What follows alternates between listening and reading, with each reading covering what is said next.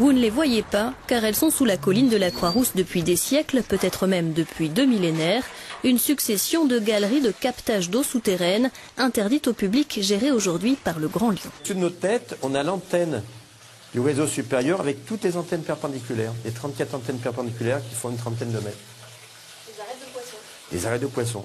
L'histoire de ces curieuses arêtes est peu ou mal connue. Certains supposent que les Romains les ont construites.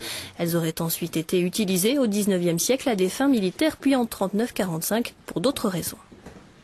On suppose que ces réseaux étaient connus peut-être pendant la guerre, les gens pouvaient se cacher, et avant la guerre. Mais là, on avait perdu la connaissance, et lors d'incidents de la Damelie Magnoval où l'immeuble s'est effondré, ils ont redécouvert ce réseau. En quelle année ? Donc c'était en 63. Longtemps oubliées, parfois malmenées par des visiteurs indélicats, ces galeries sont aujourd'hui au cœur d'une polémique. L'OCRA, une association de cataphiles, craint que le percement d'un deuxième tunnel sous la Croix-Rousse ne les abîme. Le souterrain, par essence, il est invisible depuis la surface.